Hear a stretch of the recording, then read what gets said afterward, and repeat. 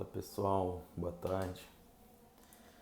Organizando as coisas aqui já para iniciar a live de hoje.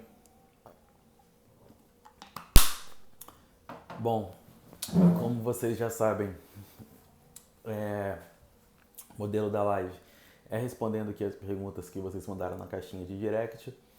Então, eu vou começar respondendo as perguntas, mas à medida também que o pessoal for entrando e quiser mandar perguntas, fiquem à vontade aí para enviar e aí a gente vai trocando essa ideia, beleza? Lembrando sempre que a live fica salva no YouTube também, então para quem não gosta de assistir aqui pelo Instagram ou prefere assistir na velocidade aumentada, é só entrar lá no YouTube que eu sempre deixo o link na bio para assistir tanto essa live quanto as outras das semanas anteriores, combinado? Então vamos lá, começando a responder as perguntas.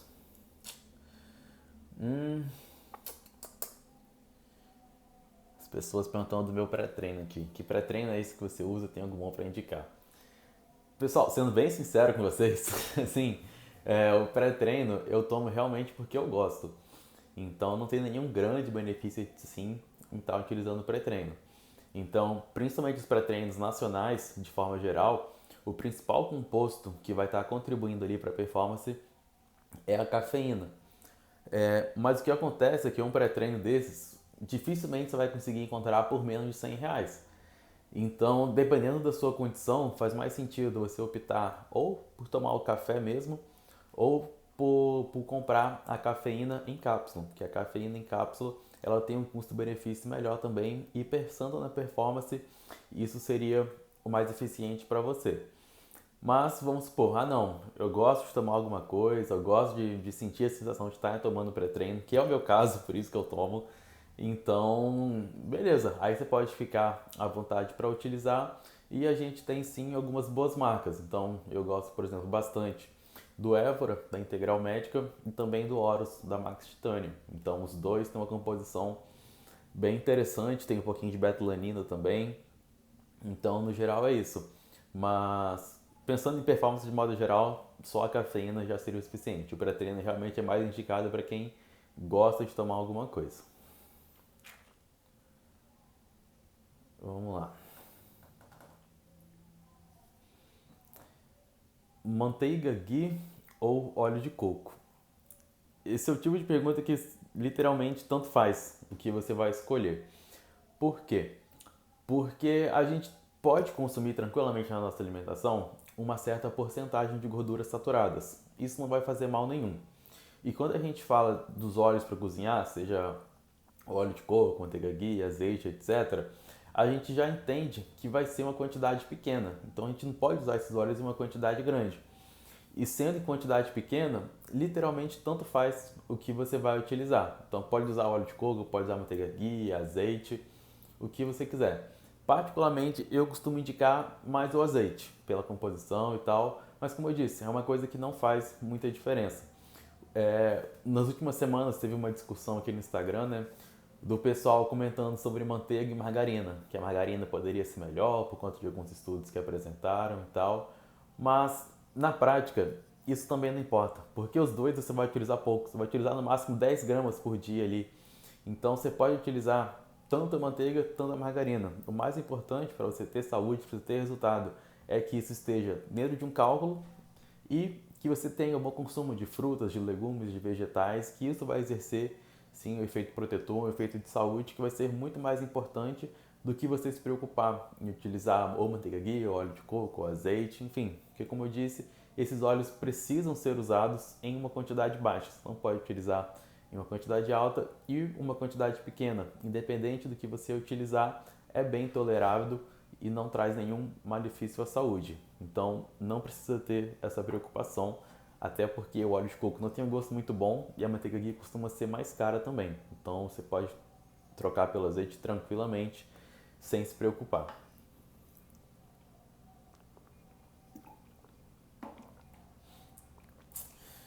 Deixa eu pegar a próxima aqui.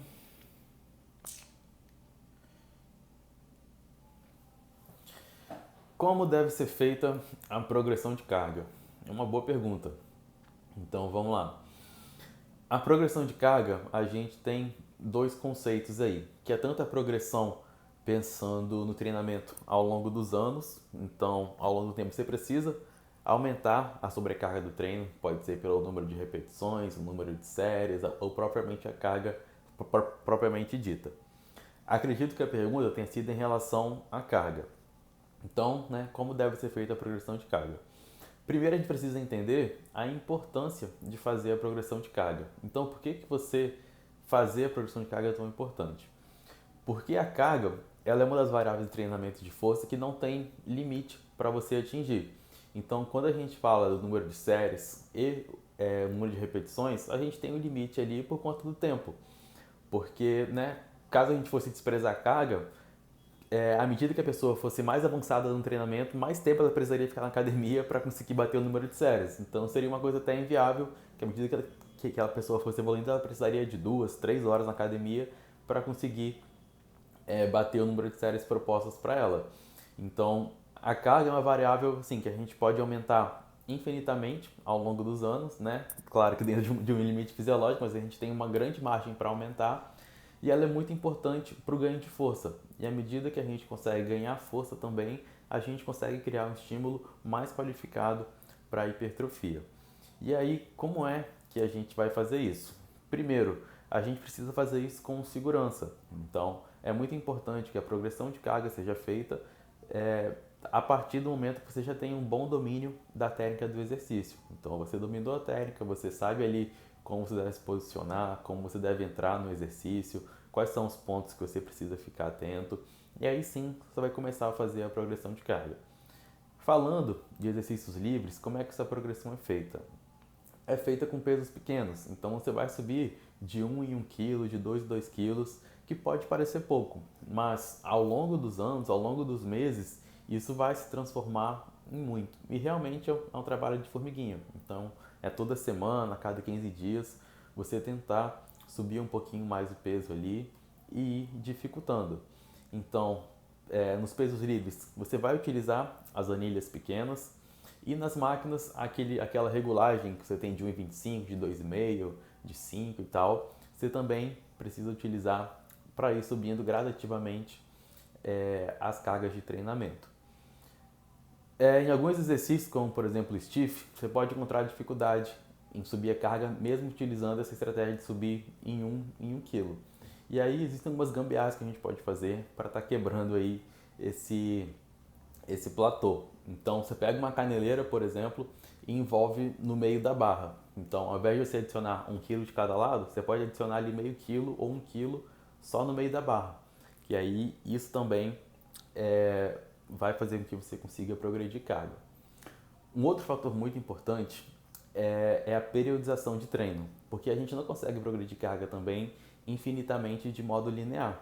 O nosso corpo ele vai tendo um acúmulo de fadiga, tanto central, né, e também periférico, e a variação da intensidade ao longo das semanas permite que o nosso corpo se recupere do estímulo que vem sendo dado e aí consiga de novo suportar um estímulo maior.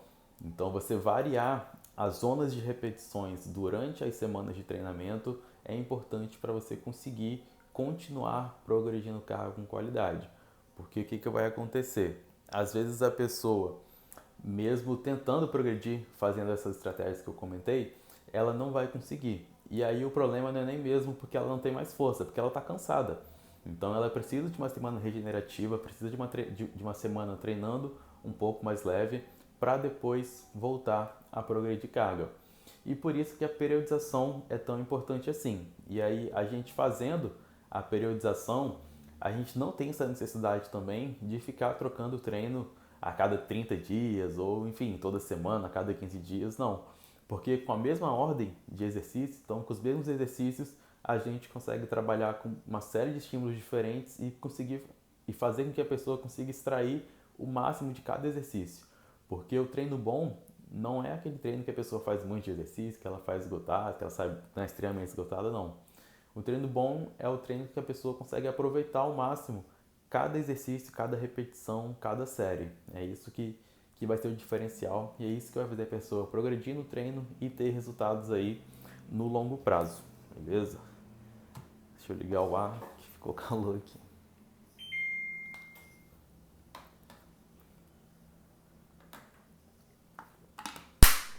Quem tiver perguntas aí e quiser interagir, fiquem à vontade. Deixa eu ver outra pergunta aqui. Uma boa pergunta. Ainda compartilhou a pergunta?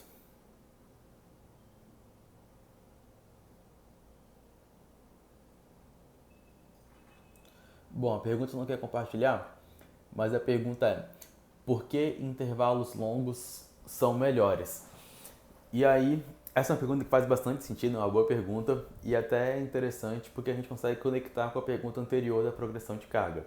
Então, para a gente conseguir fazer progressão de carga, a gente precisa de um tempo de intervalo adequado e o motivo é bem simples. Se você descansa pouco, ou você vai ter que diminuir o número de repetições para conseguir sustentar aquela carga, ou você vai ter que abaixar a carga para conseguir sustentar as repetições. Nos dois casos, você está abrindo mão ou de carga ou de repetições e isso faz com que o volume de treino diminua. E ao diminuir o volume de treino, você diminui o seu potencial de resposta hipertrófica, porque a gente sabe que existe uma relação entre o volume de treino e hipertrofia muscular. Então, via de regra, quanto maior o volume, maior vai ser a resposta. É claro que a gente tem que levar em consideração as individualidades, o nível de treinamento, mas esse é uma das bases aí da hipertrofia muscular. Então, a partir do momento que você descansa pouco, você está deixando na mesa, né, ou repetições ou carga, e isso faz com que o estímulo para a hipertrofia seja menos qualificado. Então, esse é um ponto bem importante que a gente precisa ficar atento. É muito comum, né, que as pessoas descansem 30, 40 segundos e já voltem a fazer os exercícios. Isso gera uma sensação de cansaço, então a pessoa fica mais eufórica, ela fica, né, cansada, suada, a frequência aumenta, mas isso não necessariamente indica que o treino está sendo bom, o que significa que ela está fazendo algum esforço, mas tem uma diferença grande entre você fazer um esforço e você de fato fazer um treino. E a pessoa que ela não consegue reconhecer a importância ou a necessidade de descansar 2, 3 minutos entre uma sessão e outra, é porque ela está subestimando a carga que ela está utilizando nos exercícios. Porque a pessoa que realmente está treinando pesado, que está utilizando a carga correta, 2 minutos é até pouco. É até pouco. Você vai ver que vai precisar até de um pouquinho mais de 2 minutos para conseguir se recuperar, para conseguir estar pronto ali para fazer outra série com qualidade. Então, o que a gente precisa ter em mente? É que a série é a unidade do treino ali mais importante. Então, as séries e repetições, quanto mais a gente conseguir extrair de cada série, de cada repetição, mais qualificado vai ser o estímulo para a hipertrofia. E o tempo de intervalo é uma variável muito importante para a gente conseguir manter, né, esse estímulo qualificado ao longo de toda a sessão. Porque senão, se você descansa pouco, você já vai começar o treino deixando o potencial de carga e ao longo desse treino você vai ter uma percepção de esforço muito maior também. Então é super importante ficar atento a essa variável que poucas pessoas dão atenção, mas que faz total diferença. Eu ficava frustrado por não conseguir descansar. É isso, cara, é isso. Isso faz total diferença. Total diferença. Essa questão do descanso. Tá sumido, hein, Mari? Falando nisso, tava lembrando de tu essa semana, cara. Tá sumido do Instagram, tá sumido lá do Habilidade também. Vê se aparece, cara. Saudade de tu.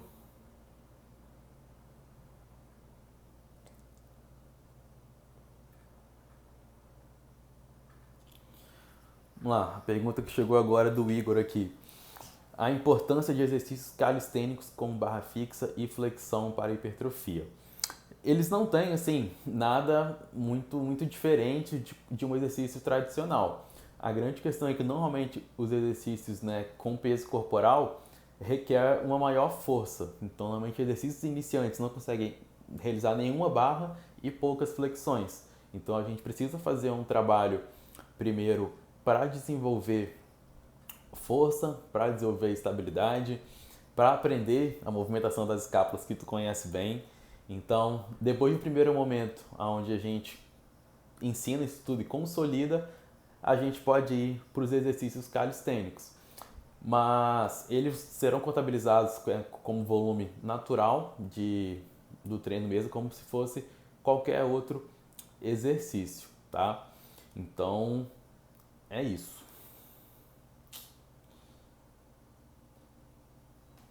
É isso, marcar uma pizza, um madeiro também. Ai,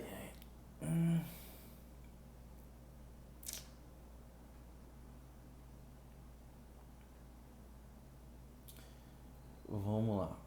O que eu acho sobre a creatina? Você toma todos os dias? Sim.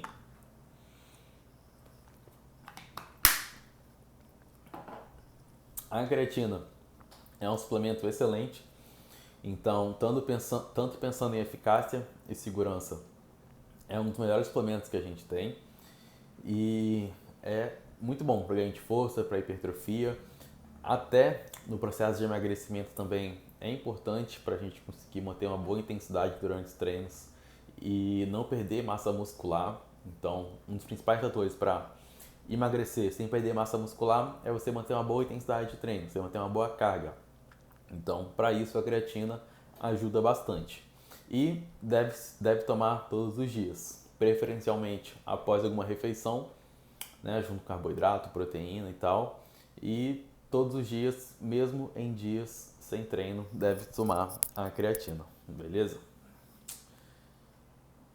Vamos lá para a próxima pergunta.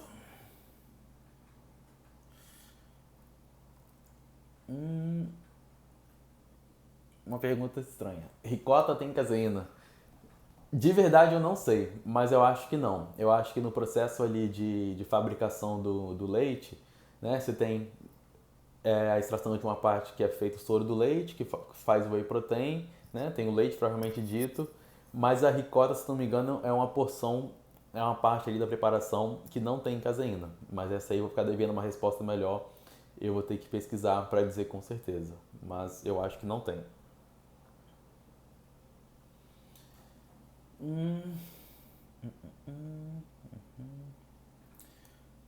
Vamos lá. A última pergunta aqui do dia que foi enviada na caixinha. Caso alguém tenha alguma outra dúvida aí queira perguntar, pode ficar à vontade, tá? A gente vai interagindo. Então vamos lá. Alguma dica de como não devorar tanto doce? O primeiro é entender o porquê que está acontecendo essa vontade tão aguçada de buscar um doce. Então, primeiro avaliar questões psicológicas, né? Normalmente todo excesso está vindo para suprir uma carência. Então, será que você não está muito estressado, não está muito ansioso, não está aí com, enfim, com alguma coisa aí psicológica que pode estar fazendo você ter esse paladar mais aguçado por doces? Então, primeiro é entender essa causa aí do que pode estar causando essa necessidade tão compulsiva por doces e tá tratando isso daí. Pensando na alimentação propriamente dita, a gente tem duas situações. Primeiro, tá com vontade? Come. Simples assim. Não fica buscando doce fit, buscando alternativas, buscando outra coisa. Vai lá e come. Só qual que é a questão? Você tem que ter maturidade. Então você vai comer? Beleza, pode comer, mas come dentro de uma quantidade racional, então dentro de uma quantidade ali razoável. Porque se você comer desenfreadamente, aí você vai estar prejudicando aí tanto a sua saúde e também aí, caso você tenha um objetivo de emagrecimento e tal, certamente vai estar também atrapalhando. Um outro ponto que pouca gente fala é em relação a analisar a alimentação de forma geral. Porque se você tem uma alimentação ruim, se você come pouco, naturalmente você vai ter um apetite, um desejo por coisas com densidade calórica maior.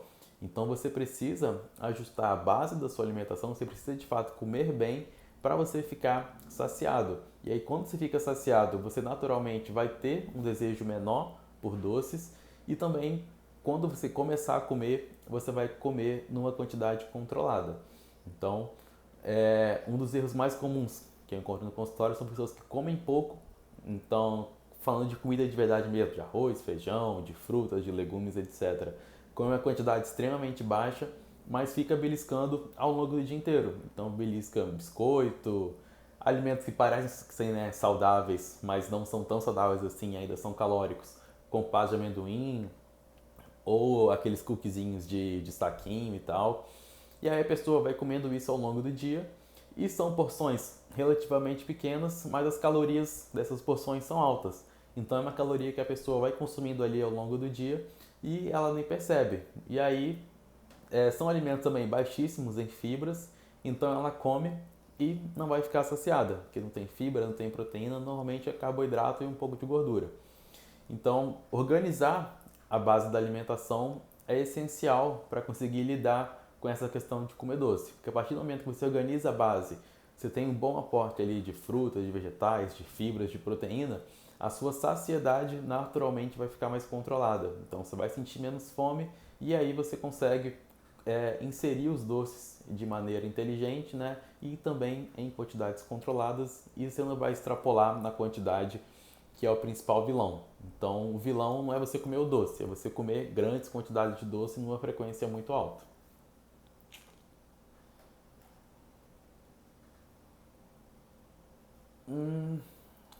Mais uma aqui do Igor.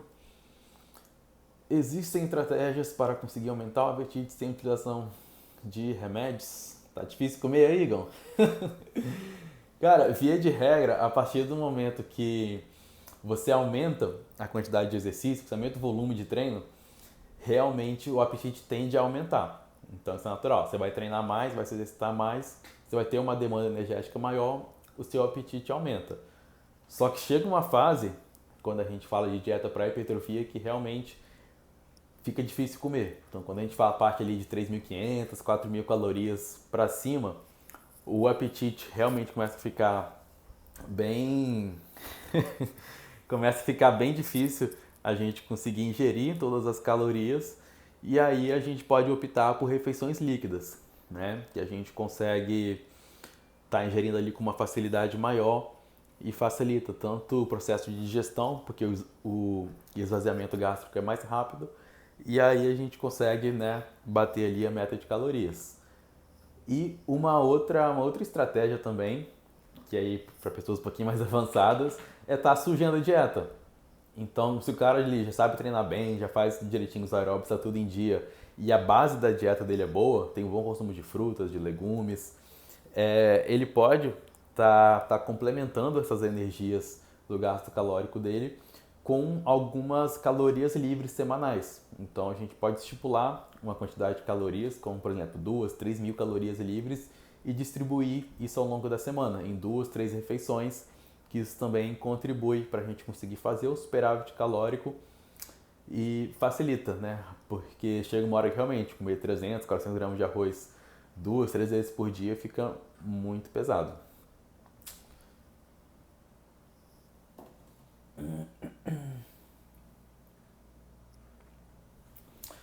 Vamos lá.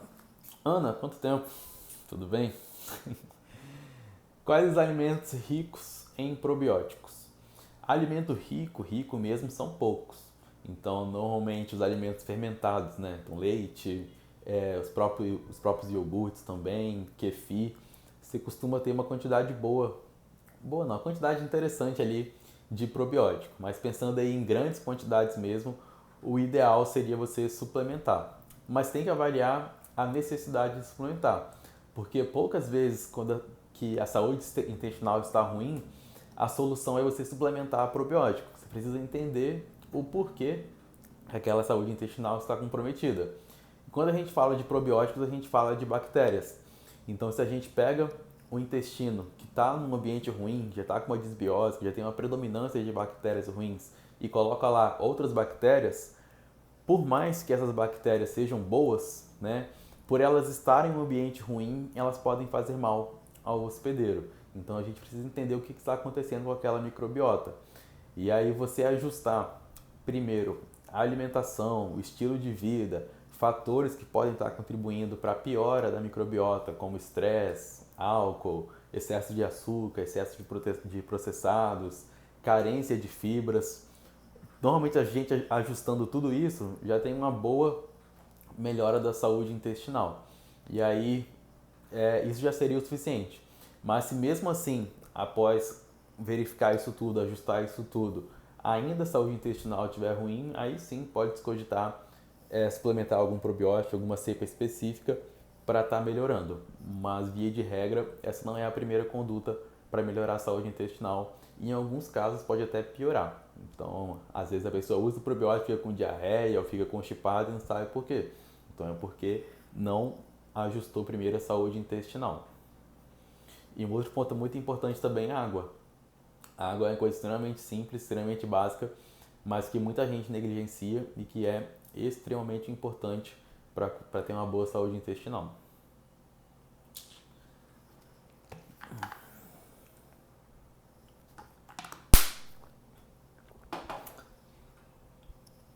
Bom, as perguntas acabaram, já respondi todas.